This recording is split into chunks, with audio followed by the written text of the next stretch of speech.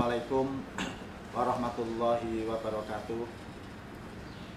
Alhamdulillah, alhamdulilladzi arsala rasulahu bil huda wa dinil haq liyudhhirahu 'ala dini kullih walau karihal kafirun walau karihal musyrikun. Asyhadu an la ilaha illallah wahdahu la syarikalah wa asyhadu anna Muhammadan abduhu wa rasuluh la nabiyya ba'da. Allahumma sholli ala sayyidina Muhammad wa ala alihi wa ashabihi ajmain. Wa ba'du, rekan-rekan para warga peradilan agama di seluruh Indonesia yang sangat saya banggakan. Puji syukur alhamdulillah kita panjatkan kehadirat Allah bahwa pada hari ini kita bisa masih meneruskan acara kita, yaitu kuliah secara online berkaitan dengan hukum acara. Alhamdulillah sekarang ini kita memasuki seri yang ke-12. Rekan-rekan sekalian, para warga peradilan di seluruh Indonesia, sekedar mengingatkan bahwa pada kuliah minggu yang lalu sudah saya sampaikan bahwa pemanggilan itu dalam pengertian yang luas tidak hanya pemanggilan kepada para pihak, tapi meliputi pemanggilan para pihak pada sidang pertama, kemudian juga pada sidang lanjutan, kemudian juga seluruh pemberitahuan yang berkaitan dengan permohonan banding, permohonan kasasi, dan permohonan PK. Itu termasuk juga dalam pengertian pemanggilan atau pemberitahuan, juga termasuk pemanggilan saksi. Nah, ini untuk pemanggilan saksi itu sebagaimana kemarin juga sudah kami sampaikan, perlu ada garis bawah, kita beri garis bawah bahwa saksi itu pada prinsipnya menjadi kewajiban para pihak untuk menghadirkan. Kalau saksi itu untuk kebutuhan penggugat, maka penggugatlah yang harus bawa saksi ke persidangan. Demikian juga kalau saksi ini untuk kebutuhan tergugat, maka tergugatlah yang harus bawa saksi ini ke dalam persidangan. Tetapi sekali lagi ada kalanya penggugat atau tergugat itu tidak bisa membawa saksi secara sukarela. Ada saksi yang tidak mau datang secara sukarela untuk datang ke persidangan untuk didengar keterangannya. Di dalam hal seperti ini, maka kemarin sudah saya sampaikan, saksi ini bisa dipanggil. Pihak yang berkepentingan ini bisa minta bantuan kepada pengadilan agar saksi yang bersangkutan dipanggil secara resmi oleh pengadilan, kemudian untuk didengar keterangannya di depan persidangan. Hanya bedanya kalau para pihak itu berada di luar wilayah hukum pengadilan yang sedang melaksanakan sidang, tetap pihak ini harus dipanggil lewat delegasi, sehingga pihak ini harus dipanggil untuk menghadap sidang ke pengadilan yang sedang menyidangkan perkara yang bersangkutan. Tidak boleh pemeriksaan pihak itu dilimpahkan kepada pengadilan di mana pihak itu berada. Nah, ini berbeda dengan keterangan saksi. Saksi itu bisa dipanggil, kemarin sudah kami sampaikan. Kalau yang pertama, saksi itu adalah tidak mau datang secara sukarela, karena itu harus dipanggil. Kemudian yang kedua, keterangan saksi ini sangat urgen dengan perkara yang sedang disidangkan, dengan kasus yang sedang ditangani oleh pengadilan, sehingga keterangan itu akan semakin memperjelas posisi kasus yang sedang disidangkan oleh majelis hakim. Kemudian yang ketiga, saksi yang dipanggil itu berada di wilayah hukum pengadilan yang sedang menyidangkan perkara ini. Nah, kalau saksi ini berada di luar wilayah, itu tidak didelegasikan untuk dilakukan pemanggilan supaya menghadap ke pengadilan yang sedang menyidangkan, tetapi yang kita mendelegasikan minta bantuan kepada pengadilan di mana saksi itu berada untuk memanggil dan melakukan persidangan, kemudian diperiksa, dituangkan dalam berita acara, kemudian berita acara itu dikirim ke pengadilan yang sedang menyidangkan pokok perkara yang berada di pengadilan yang bersangkutan. Inilah bedanya. Kalau saksi itu bisa dilimpahkan dengan memeriksa di pengadilan di mana saksi itu berada, karena saksi yang berada di luar wilayah itu tidak ada kewajiban untuk datang ke pengadilan di mana pengadilan itu melaksanakan persidangan. Tetapi kalau para pihak itu tetap dipanggil untuk menghadap sidang di mana persidangan itu dilaksanakan. Karena itu ini hendaknya menjadi catatan bagi kita semuanya untuk bagaimana kalau jurusita itu memanggil saksi dan bagaimana kalau jurusita ini memanggil pihak yang bersangkutan, pihak yang berkara, baik itu penggugat maupun itu tergugat.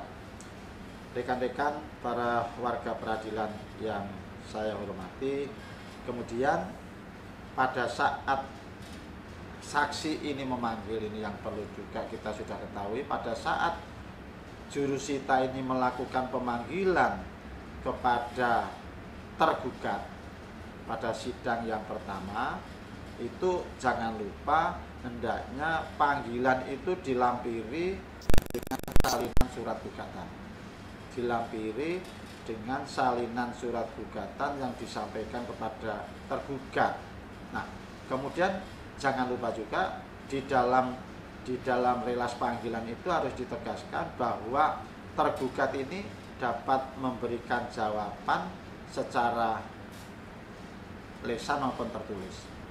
Sesungguhnya pasal yang mengatur itu adalah pasal 121 HIR ayat 2. Itu menyatakan bahwa di akhir ayat itu bahwa kepada tergugat diberitahukan yang bersangkutan atau tergugat itu kalau dia mau, gitu ya, kalau dia mau, ini hendaknya dipahami, kalau dia mau dapat memberikan jawaban secara tertulis. Nah, kalau dia mau, tergugat itu mau dapat memberikan jawaban secara tertulis. Lengkapnya mungkin bisa kami bacakan biar teman-teman ini bisa dipahami.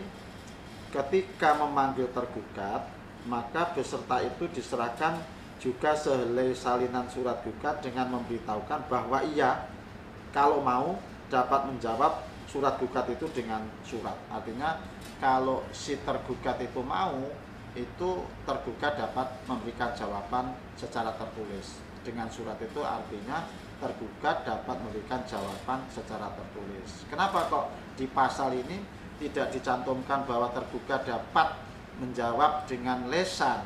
Kok tidak dinyatakan kok kalau dia mau dapat memberikan jawaban secara surat? Artinya apa? Artinya hendaknya dipahami, mungkin sejak awal saya sampaikan perbedaan sistem pemeriksaan di dalam HIR dan RV. Kalau di dalam HIR itu prinsipnya pemeriksaan persidangan itu ada lisan, secara lisan. Jadi lisan tapi juga bisa tertulis, tapi prinsipnya lisan. Bisa dihadiri sendiri, bisa juga dikuasakan dan sebagainya. Kemarin sudah kami sampaikan bahwa prinsipnya di sidang di HIR itu boleh dilakukan secara lisan dan juga boleh dilakukan secara tertulis. Karena itulah di dalam pasal ini apabila ia mau, ia dapat mengajukan secara tertulis, jawaban secara tertulis. Artinya lisan dia boleh, karena memang prinsipnya boleh lisan. Kalau tergugat itu mau jawab secara lisan silahkan, kan gitu ya, kalau dipahami secara mendalam. Pasal 121 ayat 2 ini kalau mau mengajukan secara tertulis, dia mau boleh. Tetapi prinsipnya dia bisa mengajukan jawaban secara lisan.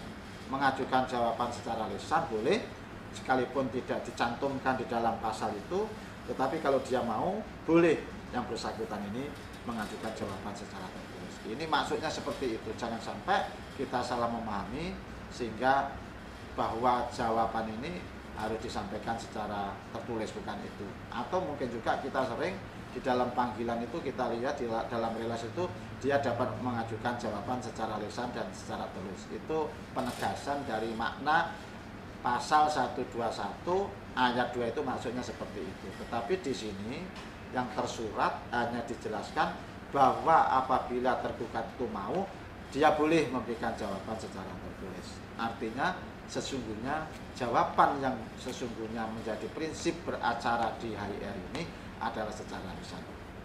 Rekan-rekan sekalian yang saya hormati, kemudian yang kedua, bahwa panggilan ini hendaknya disampaikan secara resmi dan secara patut. Artinya resmi itu harus disampaikan, dilakukan oleh pejabat yang memang mempunyai kewenangan untuk melakukan pemanggilan. Dan itu hanya ada dua. Yang pertama adalah jurusita, yang kedua adalah jurusita pengganti, yang yurisdiksinya di wilayah hukum pengadilan agama di mana jurusita itu berada. Artinya kalau jurusita Jakarta Timur, kemarin sudah saya sampaikan, ya wilayah hukumnya di Jakarta Timur, Jakarta Barat juga Jakarta Barat. Tidak boleh jurusita itu di Jakarta Timur kemudian manggil sendiri langsung ke Jakarta Barat, itu tidak resmi. Karena itulah itu tidak sah panggilannya seperti itu. Kemudian yang kedua harus patut. Patut itu bahwa panggilan disampaikan sesuai dengan tenggang waktu yang ditentukan oleh undang-undang. Tenggang waktu ini kita sesuaikan dengan jarak yang dipanggil itu dengan ke pengadilan. Bisa kalau jauh mungkin bisa 20 hari, kalau mungkin agak dekat mungkin bisa 10 hari, lebih dekat lagi mungkin bisa 6 hari. Tetapi di dalam undang-undang, di dalam HIR itu ditegaskan bahwa tenggang waktu itu tidak boleh kurang dari 3 hari. Tenggang waktu itu di dalam buku 2 kita juga ditegaskan bahwa tenggang waktu antara pemanggilan dan hari sidang itu tidak boleh kurang dari 3 hari kerja. Nah, ini. Nah, kalau pihak yang dipanggil itu berada di tempat, alamatnya jelas, kita sudah paham semuanya, maka panggilan itu disampaikan kepada yang bersangkutan secara person di tempat tinggalnya. Di tempat tinggalnya, panggilan disampaikan kepada yang bersangkutan di tempat tinggalnya, kemudian baru kalau ini tidak ditemui, tidak bisa ditemui di tempat tinggalnya, barulah panggilan ini disampaikan kepada kepala desa, disampaikan kepada kepala desa setempat, kemudian nanti ditandatangani, ditulis, siapa yang menerima itu ditulis supaya kita bisa melacak, sehingga disampaikan supaya panggilan ini segera mungkin disampaikan kepada para pihak yang dipanggil. Kalau itu tergugat atau pihak yang dipanggil itu berada di tempat, jelas alamatnya dan diketahui tempat tinggalnya, maka panggilan disampaikan kepada yang bersangkutan di tempat tinggalnya atau di tempat diamnya. Nah, mungkin berbeda kalau panggilan itu disampaikan kepada orang yang tidak diketahui tempat tinggalnya. Kalau panggilan itu disampaikan kepada orang yang tidak diketahui tempat tinggalnya, maka itu kalau di lingkungan kita, di peradilan agama, kita sudah paham semuanya, itu ada perbedaan antara perkara yang berkaitan dengan perkawinan, perkara yang berkaitan dengan perceraian, kemudian dengan perkara yang berkaitan dengan kebendaan. Kalau perkara itu berkaitan dengan kebendaan, maka yang berlaku itu adalah pasal 390, bahwa panggilan itu disampaikan kepada bupati, kemudian ditempel di dalam papan pengumuman di pengadilan yang bersangkutan, di pengadilan agama yang bersangkutan. Pasal 390 ayat 3 menegaskan seperti itu. Kalau yang bersangkutan itu tidak diketahui, kalau itu berkaitan dengan kebendaan, maka panggilan itu harus disampaikan melalui dipanggil melalui bupati, kemudian panggilan itu akan ditempel di papan pengumuman pengadilan agama yang bersangkutan. Tetapi kalau itu berkaitan dengan perkawinan, perceraian, maka yang berlaku bukan pasal 390, yang berlaku adalah pasal 27 PP 9 tahun 1975. Nah, itu bahwa panggilan itu pihak yang tidak diketahui tempat tinggalnya itu dipanggil melalui satu atau beberapa surat kabar atau media massa yang ditetapkan oleh ketua pengadilan. Nah, kemudian cara memanggilnya diumumkan melalui surat kabar atau media massa lainnya sebagaimana tersebut di atas, harus dilakukan 2 kali. Pengumuman itu dilakukan 2 kali, antara pengumuman yang pertama dengan pengumuman yang kedua tenggang waktunya selisih 1 bulan. Nah, kemudian persidangan itu harus dilakukan sekurang-kurangnya 3 bulan terhitung sejak pemanggilan terakhir itu dilakukan. Itu baru pemanggilan yang sah sebagaimana yang diatur dalam pasal 27 Peraturan Pemerintah nomor 9 tahun 75. Kemudian kalau pemanggilan itu dilakukan kepada orang yang berada di luar negeri, maka pemanggilan itu disampaikan melalui Kementerian Luar Negeri, Sekyu, Ditjen Protokol dan Konsuler dengan tembusan disampaikan kepada Kedutaan Besar Indonesia di negara yang bersangkutan. Jadi kita sampaikan kepada melalui Kementerian Luar Negeri, Sekju Direktorat Jenderal Protokol dan Konsuler, kemudian dengan ditembuskan kepada Kedutaan Besar Republik Indonesia yang berada di tempat tersebut. Nah, tenggang waktunya antara pemanggilan ini dengan persidangan adalah selama 6 bulan.